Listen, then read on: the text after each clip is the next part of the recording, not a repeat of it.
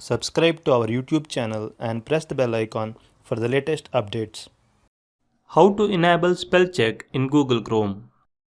Open Google Chrome browser on your computer. Click on the three dot icon located at the top right corner of the page. Go to Settings. In the left sidebar, click on Advanced drop-down arrow. Click on Languages. Under Languages section, toggle the button next to Spell Check to turn it on. You may select Basic Spell Check or Enhanced Spell Check as per your need. This is how you can enable spell check in Google Chrome.